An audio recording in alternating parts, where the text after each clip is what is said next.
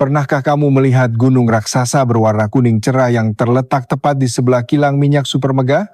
Halo, saya Raka Pratama dari Kenapa Itu Ya. Gunung kuning itu bukanlah tumpukan emas atau mineral langka. Itu adalah racun murni. Racun mematikan yang baru saja diselamatkan dari udara yang kita hirup setiap hari. Sesuatu yang sangat berbahaya. Aturan global tentang satu unsur kimia rahasia ini hampir saja membuat bangkrut ribuan perusahaan pelayaran raksasa di seluruh dunia dalam semalam. Mengapa bisa begitu? Karena harga bensin yang kamu bayar di pom bensin saat ini sebagian besar uangnya justru digunakan untuk membiayai proses pembuangan unsur kimia berwarna kuning ini.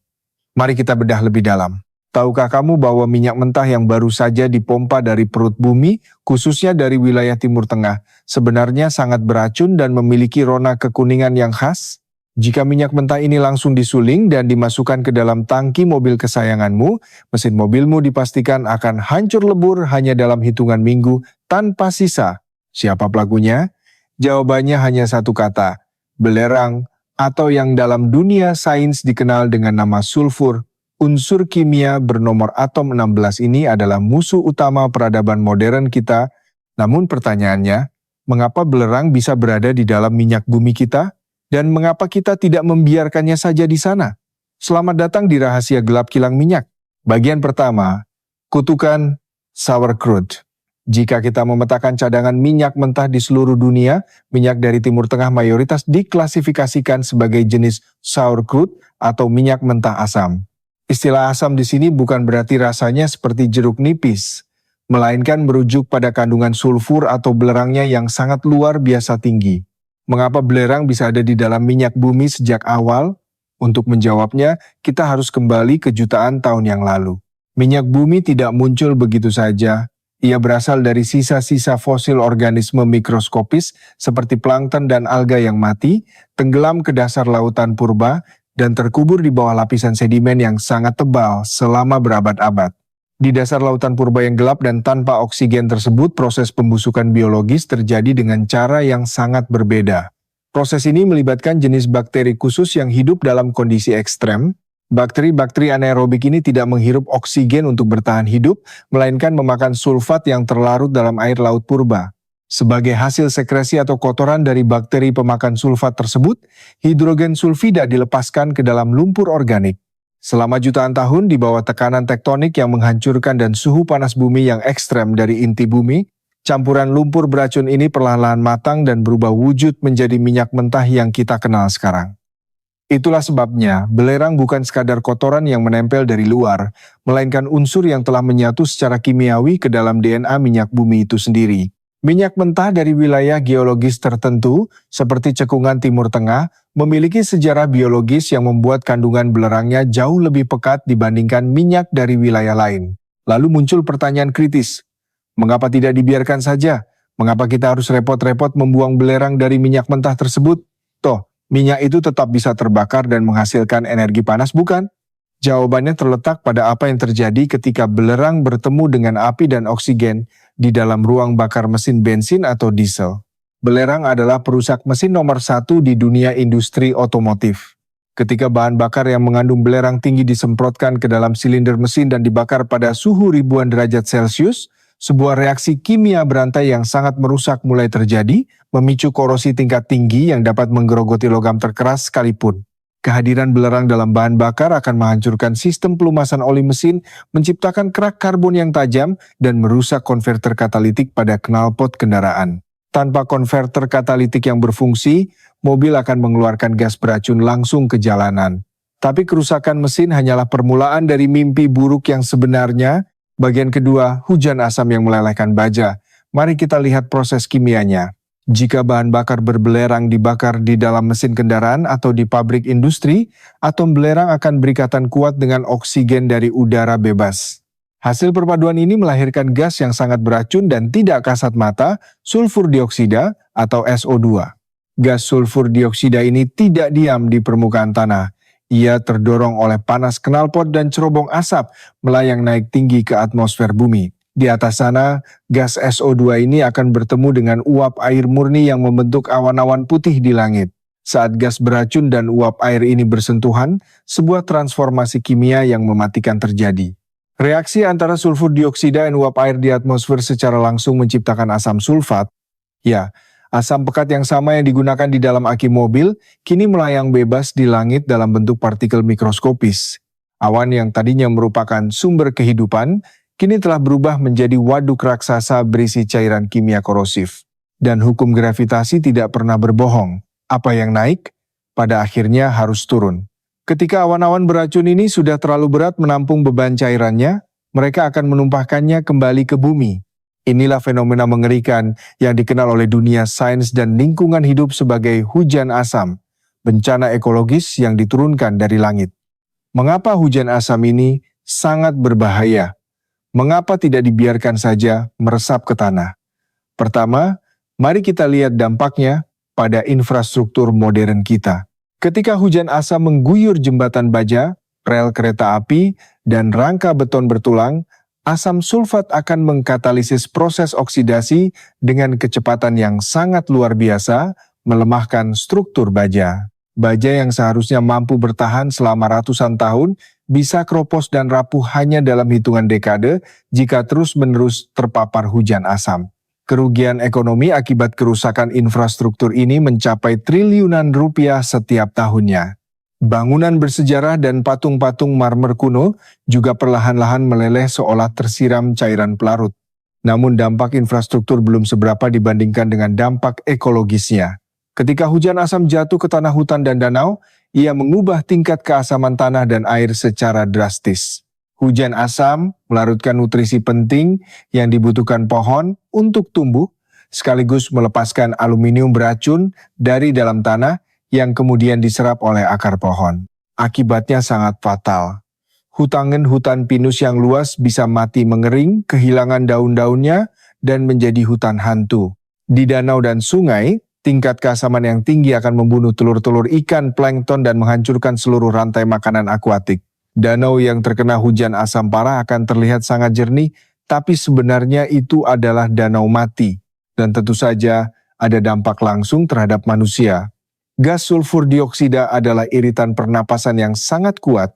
Ketika terhirup oleh manusia, terutama anak-anak dan lansia, gas ini memicu peradangan hebat pada paru-paru, memperburuk penyakit asma, bronkitis kronis, dan menyebabkan kematian dini bagi jutaan orang di wilayah industri padat penduduk.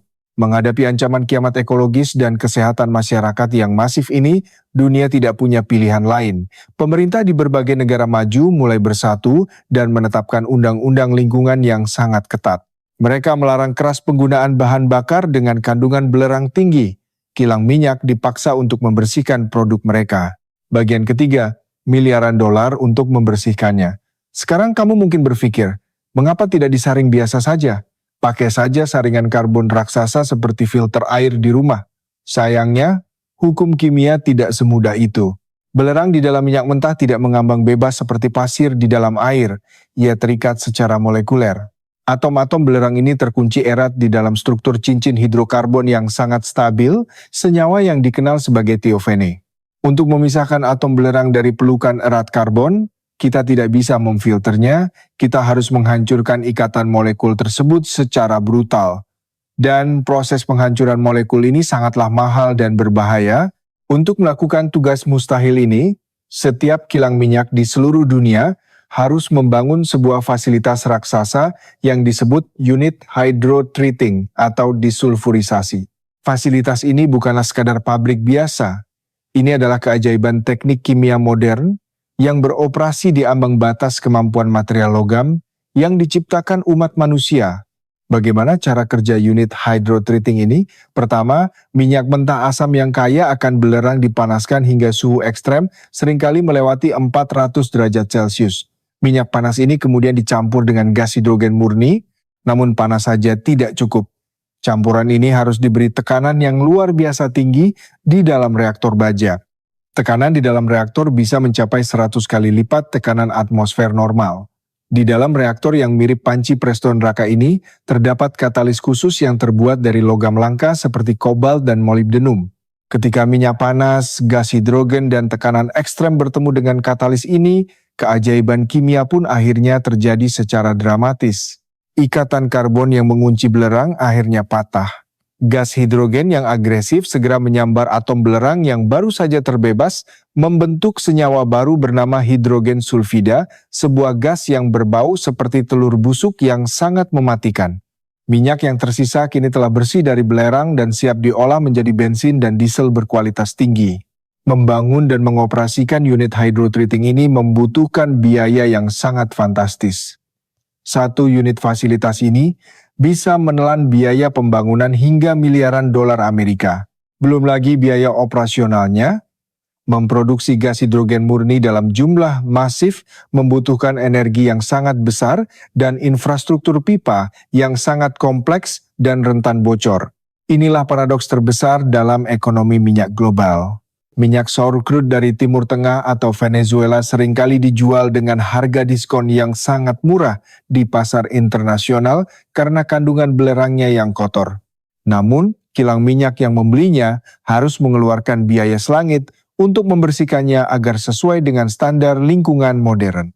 Jadi, jika kamu bertanya mengapa harga bahan bakar di pom bensin terus merangkak naik padahal harga minyak mentah dunia sedang turun, ingatlah proses ini. Kamu tidak hanya membayar untuk cairan yang menggerakkan mobilmu, tapi kamu juga membayar miliaran dolar biaya operasional reaktor raksasa yang bekerja siang malam demi membuang racun kuning tersebut dari udara kotamu. Bagian keempat, krisis IMO 2020. Cerita tentang belerang tidak berhenti di mobil dan truk darat. Selama beberapa dekade, ada satu celah hukum raksasa yang dibiarkan terbuka lebar oleh komunitas internasional, industri pelayaran global. Kapal-kapal kargo raksasa yang mengangkut segala barang belanjaan online-mu beroperasi dengan aturan yang sangat berbeda. Di masa lalu, setelah kilang minyak mengekstrak bensin, diesel, dan aftur yang berharga bersih, selalu ada residu kental, hitam, dan pekat yang tersisa di dasar tangki penyulingan. Residu ini sangat kotor dan penuh dengan konsentrasi belerang yang ditolak oleh kendaraan darat. Limbah cair ini dikenal dengan nama bunker fuel atau bahan bakar bunker. Karena harganya yang sangat murah bak kotoran, industri pelayaran memborong bunker fuel ini untuk menggerakkan mesin diesel raksasa seukuran gedung 3 lantai yang ada di dalam kapal kargo mereka. Selama bertahun-tahun, kapal-kapal laut diizinkan membakar minyak berbelerang tinggi ini dengan bebas, memuntahkan asap hitam pekat yang beracun di tengah samudra lepas. Mengapa tidak ditunda saja pelarangannya? Karena data kesehatan global mengungkapkan fakta yang mengerikan. Emisi dari kapal laut yang membakar bunker fuel kotor ini terbawa angin ke daratan dan pelabuhan-pelabuhan besar dunia. Polusi belerang dari kapal kargo ini bertanggung jawab atas jutaan kasus asma akut pada anak-anak yang tinggal di kota pesisir. Melihat krisis kesehatan yang tidak terbantahkan ini, Organisasi Maritim Internasional atau IMO akhirnya mengambil tindakan drastis. Pada tanggal 1 Januari 2020, sebuah regulasi bersejarah bernama IMO 2020 resmi diberlakukan. Aturan ini memangkas batas maksimal kandungan belerang dalam bahan bakar kapal laut secara radikal dari 3,5% menjadi hanya 0,5%. Aturan ini memicu guncangan luar biasa dalam rantai pasokan global. Perusahaan pelayaran tiba-tiba dihadapkan pada dua pilihan yang sama-sama mahal. Pilihan pertama, mereka harus membeli bahan bakar laut rendah belerang yang baru dan bersih, yang harganya jauh lebih mahal karena kilang minyak harus memprosesnya dengan unit hydrotreating yang memakan biaya tinggi tadi. Pilihan kedua, kapal kargo tetap boleh menggunakan bahan bakar kotor yang murah, tetapi mereka diwajibkan memasang alat penyaring cerobong asap raksasa yang disebut scrubber. Scrubber adalah menara pencuci gas buang yang menyemprotkan air laut basah ke dalam asap knalpot kapal, menetralkan gas belerang sebelum sempat keluar ke udara bebas. Namun, memasang satu unit scrubber pada kapal kargo membutuhkan biaya jutaan dolar dan waktu berminggu-minggu di galangan kapal. Terlepas dari pilihan mana yang diambil, biaya operasional kapal kargo melonjak tajam. Dan siapa yang menanggung kenaikan biaya ini?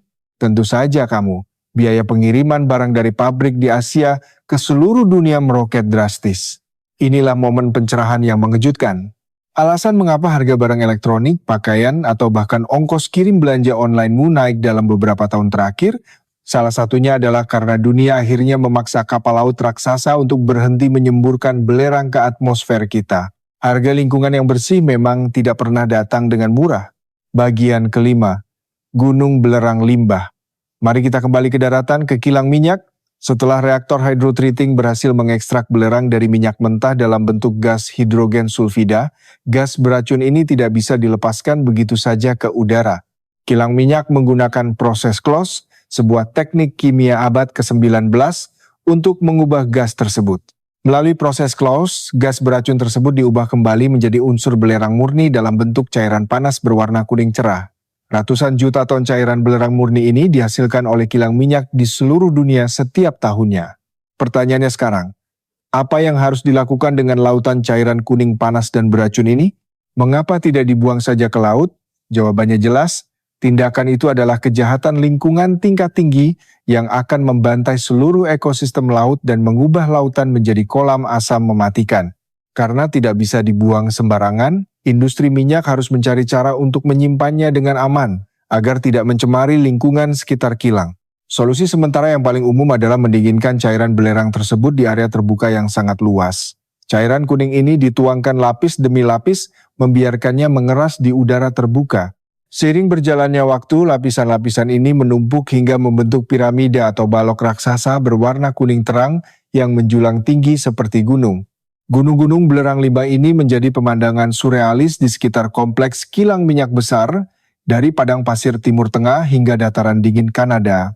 Sebagian belerang ini berhasil dijual ke pabrik pupuk pertanian atau industri karet untuk vulkanisasi ban. Namun, produksi belerang dari kilang minyak jauh melebihi permintaan pasar global saat ini. Akibatnya, gunung limbah kuning ini terus bertambah besar setiap harinya, menjadi monumen raksasa dari upaya kita membersihkan udara bumi. Namun, para ilmuwan material dan insinyur kimia tidak menyerah pada tumpukan limbah ini. Mereka melihat gunung kuning ini bukan sebagai masalah sampah yang tidak berguna, melainkan sebagai tambang emas untuk teknologi masa depan. Saat ini, perlombaan riset global sedang berlangsung untuk mengubah limbah belerang ini menjadi komponen utama baterai generasi berikutnya, baterai lithium sulfur. Mengapa baterai ini sangat dinantikan? Karena baterai lithium sulfur secara teoritis mampu menyimpan energi hingga 5 kali lipat lebih banyak dibandingkan baterai lithium ion konvensional yang ada di ponsel cerdasmu. Jika teknologi baterai lithium sulfur ini berhasil disempurnakan dan diproduksi massal, mobil listrik masa depan bisa melaju sejauh ribuan kilometer hanya dengan 1 kali pengisian daya penuh. Dan yang paling ironis sekaligus puitis adalah bahan baku utama untuk menggerakkan mobil listrik tanpa emisi di masa depan berasal dari limbah kotor industri minyak masa lalu. Bagian ke-6, target militer strategis. Kompleksitas, mahalnya biaya, dan vitalnya peran unit pembersih belerang ini membawa kita pada realitas geopolitik yang gelap.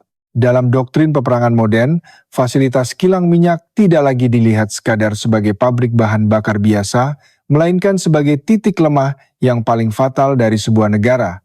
Ketika sebuah negara ingin melumpuhkan infrastruktur musuhnya, mereka tidak perlu membom seluruh ladang minyak yang luas. Mereka hanya perlu menghancurkan satu titik spesifik, unit disulfurisasi atau hydrotreating di kilang minyak utama musuh. Mengapa strategi ini sangat efektif? Karena tanpa unit pembersih belerang ini, seluruh rantai pasokan bahan bakar bersih akan lumpuh total. Jika unit hydrotreating hancur, kilang minyak hanya akan memproduksi bahan bakar mentah yang penuh dengan belerang korosif.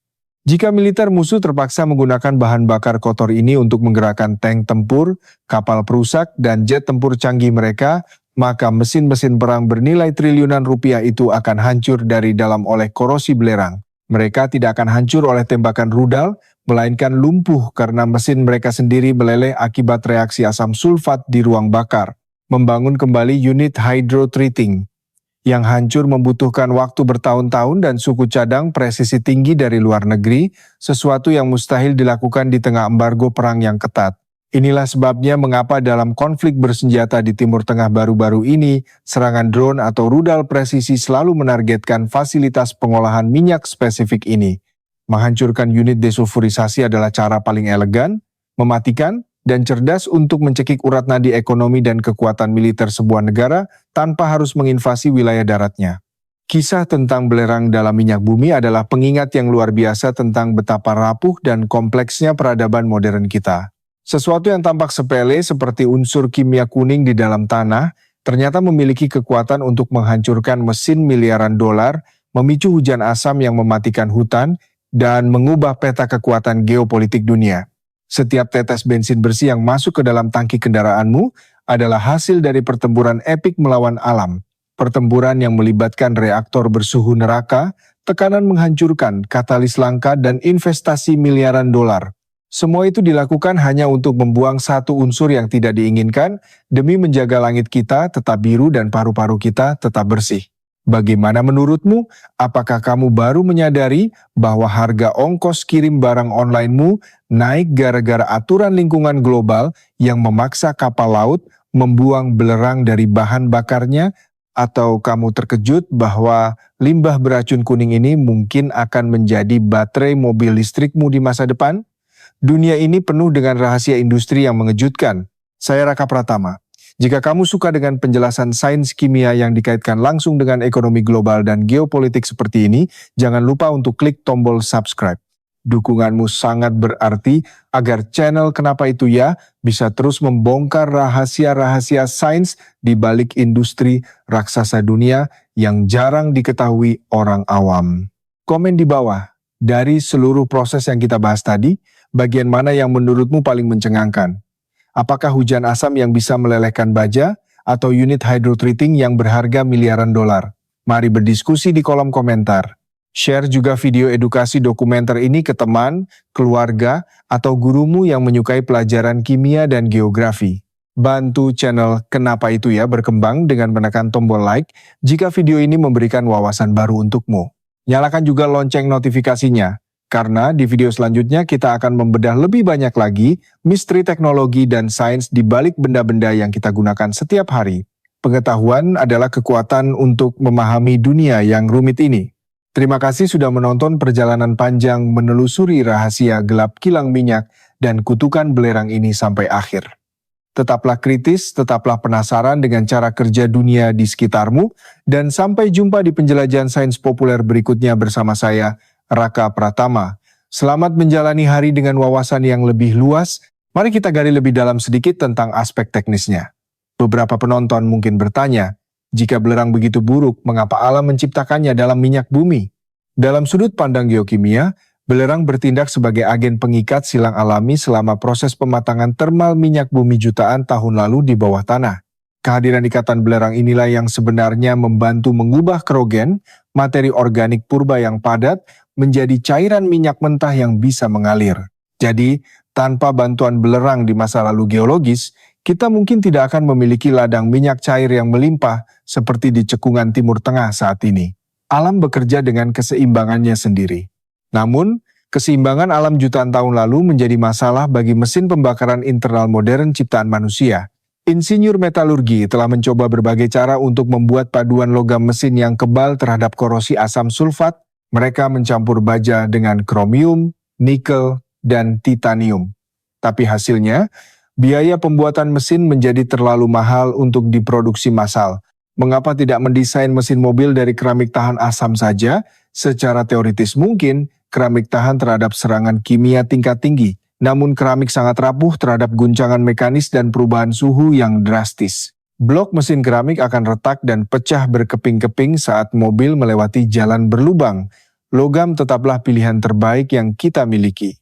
Oleh karena itu, beban penyelesaian masalah dikembalikan lagi ke pundak industri penyulingan minyak. Proses pembersihan belerang di kilang tidak hanya terbatas pada bahan bakar cair. Gas alam yang dipompa dari perut bumi juga seringkali terkontaminasi oleh gas hidrogen sulfida yang mematikan. Gas alam kotor ini dijuluki sour gas. Untuk membersihkan gas alam, kilang menggunakan proses kimia yang berbeda yang disebut amine treating. Dalam proses ini gas alam mentah dialirkan melalui menara yang berisi pelarut cairan amina khusus.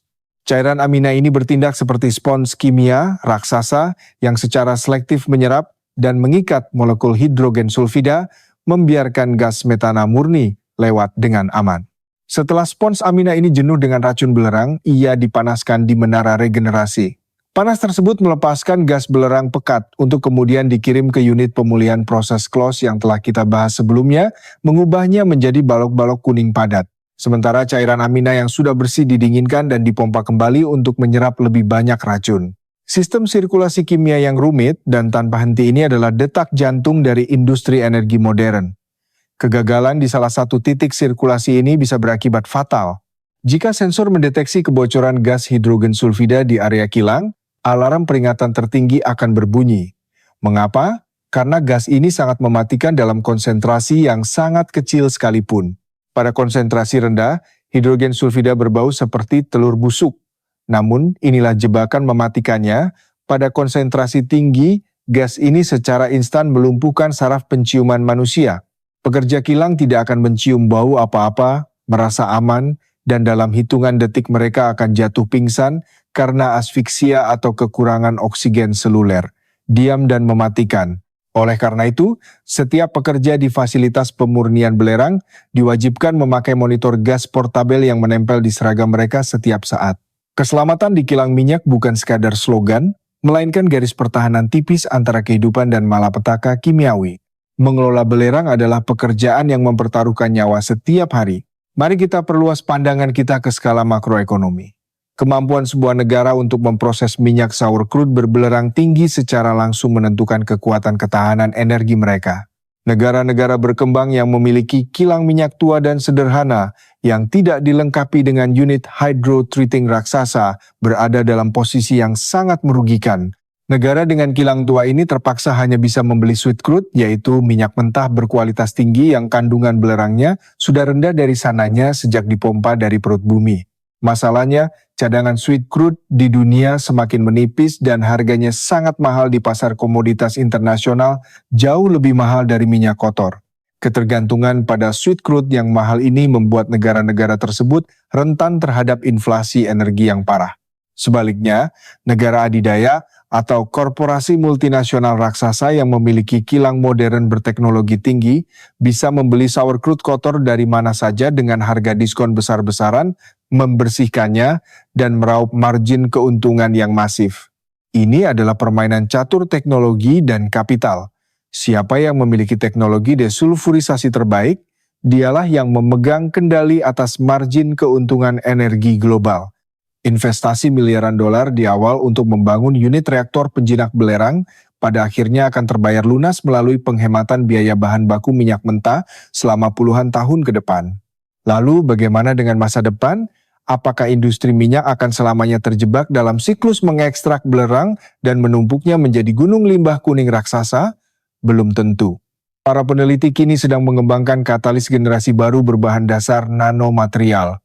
Katalis nano ini dirancang untuk memecah ikatan molekul belerang pada suhu dan tekanan yang jauh lebih rendah. Jika katalis nanoteknologi ini berhasil dikomersialkan, kilang minyak tidak lagi perlu membangun reaktor raksasa yang memakan energi luar biasa besar. Proses pembersihan belerang akan menjadi jauh lebih murah, hemat energi, dan ramah lingkungan. Ini akan menjadi revolusi diam-diam dalam industri petrokimia yang bisa menurunkan harga bahan bakar di seluruh dunia. Selain itu, ada juga riset inovatif yang menggunakan pendekatan bioteknologi, biodesulfurisasi. Bayangkan sebuah tangki raksasa yang tidak berisi bahan kimia korosif, melainkan berisi koloni bakteri hasil rekayasa genetika. Bakteri-bakteri mutan ini dilatih khusus untuk memakan atom belerang langsung dari molekul minyak bumi tanpa merusak hidrokarbon yang berharga. Metode menggunakan bakteri pemakan belerang ini bekerja pada suhu ruangan normal. Tidak perlu panas ekstrem, tidak perlu tekanan tinggi, tidak perlu gas hidrogen yang mudah meledak. Hanya biologi murni yang membersihkan kekacauan kimiawi. Walaupun saat ini prosesnya masih terlalu lambat untuk diterapkan di kilang skala industri, potensinya sangatlah menjanjikan. Perjalanan kita memahami belerang dalam minyak bumi juga mengajarkan kita tentang evolusi kesadaran lingkungan umat manusia. Pada awal abad ke-20, tidak ada yang peduli dengan asap hitam dari cerobong pabrik. Asap pekat dianggap sebagai simbol kemajuan industri, simbol kemakmuran dan lapangan pekerjaan. Tidak ada yang tahu pembunuh tak kasat mata di dalamnya. Baru pada tahun 70-an dan 80-an, ketika hutan-hutan di Eropa Utara dan Amerika Utara mulai mati secara misterius akibat hujan asam, umat manusia mulai tersadar. Sains membuktikan hubungan langsung antara belerang di bahan bakar fosil dan bencana ekologis. Kesadaran ini memicu revolusi regulasi lingkungan terbesar dalam sejarah modern. Proses pembuangan belerang dari minyak adalah bukti nyata bahwa ketika sains, teknologi, dan kemauan politik global bersatu, kita mampu mengatasi krisis lingkungan berskala planet. Kita berhasil menekan tingkat emisi sulfur dioksida global secara drastis dalam beberapa dekade terakhir, menyelamatkan jutaan nyawa manusia dari penyakit pernapasan fatal setiap tahunnya. Namun, kemenangan melawan belerang dalam bahan bakar minyak hanyalah satu babak dalam perang panjang melawan perubahan iklim. Saat ini, fokus global telah bergeser dari polusi lokal akibat belerang menuju polusi global akibat karbon dioksida. Karbon dioksida tidak menyebabkan hujan asam lokal, melainkan memanaskan seluruh atmosfer planet bumi secara perlahan. Ironisnya, fasilitas kilang minyak modern yang sangat efektif membuang belerang demi mencegah hujan asam justru merupakan salah satu penyumbang emisi karbon dioksida terbesar. Mengapa? Karena unit hydrotreating raksasa yang memecah molekul belerang itu membutuhkan energi panas dan listrik yang masif yang sebagian besar masih dibangkitkan dengan membakar gas alam atau batu bara. Ini adalah lingkaran setan dari ketergantungan kita pada energi fosil. Memecahkan satu masalah polusi kimia seringkali membutuhkan energi yang menciptakan jenis polusi gas rumah kaca lainnya. Solusi jangka panjang yang paling masuk akal bukanlah terus-menerus membersihkan minyak yang kotor, melainkan beralih sepenuhnya ke sumber energi yang tidak menghasilkan emisi sejak awal. Disinilah gunung limbah belerang kuning raksasa yang menumpuk di sebelah kilang tadi mungkin akan menemukan takdir akhirnya. Jika riset baterai litium sulfur berhasil menembus pasar komersial, limbah dari industri minyak kotor masa lalu akan menjadi kunci penggerak revolusi energi terbarukan di masa depan. Sebuah paradoks daur ulang yang sangat luar biasa. Belerang, sang perusak mesin dan pencipta hujan asam, mungkin akan menebus dosa-dosanya dengan memberikan kita kepadatan energi baterai yang luar biasa tinggi. Dengan baterai yang lebih kuat, ringan, dan murah dari bahan belerang limbah, kita bisa menyimpan energi dari panel surya dan turbin angin dengan jauh lebih efisien untuk menerangi kota-kota di malam hari. Jadi saat kamu melihat berita tentang kenaikan harga BBM, atau membaca artikel tentang kapal kargo yang mogok karena regulasi IMO 2020, kamu kini memiliki lensa pemahaman yang jauh lebih tajam. Kamu tahu bahwa di balik angka-angka ekonomi yang membosankan itu, terdapat pertarungan skala molekuler melawan unsur kuning beracun yang mengancam langit kita. Kamu tahu bahwa kilang minyak bukanlah sekadar tempat memasak minyak mentah, melainkan benteng pertahanan teknologi tinggi bersuhu ekstrem yang memisahkan kehidupan dari racun mematikan. Dan kamu menyadari bahwa target rudal militer presisi dalam peperangan modern bukanlah dipilih secara acak, melainkan hasil dari perhitungan kerentanan rantai pasokan kimiawi yang sangat cermat. Kisah belerang mengajarkan kita bahwa dalam dunia sains dan teknik material tidak ada yang namanya kebetulan. Setiap struktur molekul, sekecil apapun itu, memiliki konsekuensi berantai yang dapat meruntuhkan ekonomi global, menghancurkan infrastruktur baja, atau menentukan siapa yang menang dan kalah dalam konflik bersenjata berskala internasional di era modern. Dunia kita dibangun di atas keseimbangan kimiawi yang sangat rapuh, dan para insinyur kimia di seluruh dunia adalah pahlawan tanpa tanda jasa yang bekerja dalam keheningan, mengendalikan tekanan ratusan atmosfer dan suhu ribuan derajat, memastikan bahwa peradaban logam dan beton kita tidak meleleh menjadi debu akibat hujan asam yang turun dari langit. Sekali lagi, saya Raka Pratama dari Kenapa Itu Ya? Jika perjalanan menembus dunia mikroskopis molekul minyak dan rahasia gelap kilang ini membuka wawasan baru untukmu, jangan ragu untuk menekan tombol subscribe. Kami berdedikasi untuk terus menyajikan konten sains populer berkualitas tinggi yang menghubungkan teori laboratorium dengan realitas keras dunia nyata. Berikan like pada video ini agar algoritma YouTube tahu bahwa konten edukasi mendalam seperti ini layak disebarkan ke lebih banyak penonton di Indonesia. Semakin banyak orang yang memahami kompleksitas energi, semakin baik pula keputusan kolektif yang bisa kita ambil sebagai masyarakat dalam menghadapi transisi energi hijau di masa depan yang penuh tantangan. Jangan lupa tinggalkan jejakmu di kolom komentar. Dari seluruh fakta mencengangkan tentang belerang yang kita bahas, fakta manakah yang membuatmu berpikir, "Wow, mengapa saya baru tahu hal ini sekarang?" Apakah tentang asal-usul minyak dari bakteri lautan purba? atau tentang gunung kuning beracun yang ditumpuk begitu saja di sebelah fasilitas penyulingan. Bagikan video ini ke grup keluarga, teman kampus, atau siapapun yang menurutmu perlu menyadari betapa mahalnya harga sebuah bahan bakar yang bersih. Pengetahuan yang dibagikan adalah cahaya yang mengusir ketidaktahuan. Mari bersama-sama membangun komunitas yang cerdas, kritis, dan peduli terhadap isu-isu sains, industri, dan keberlanjutan lingkungan hidup global. Terima kasih banyak telah meluangkan waktu berhargamu untuk mendengarkan celotehan sains ini hingga detik-detik terakhir. Tetaplah menjadi pribadi yang haus akan jawaban dari pertanyaan mengapa, karena rasa penasaran adalah mesin utama yang mendorong kemajuan peradaban manusia dari zaman batu hingga era penjelajahan luar angkasa.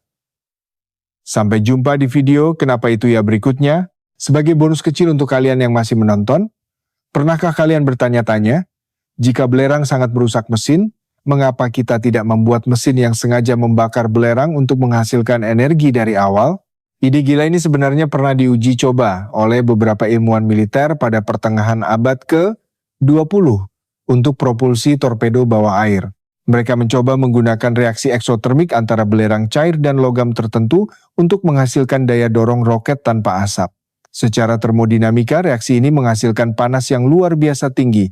Namun, proyek rahasia ini akhirnya dihentikan karena hasil pembakarannya terlalu korosif dan menyumbat nosel knalpot torpedo dalam hitungan detik.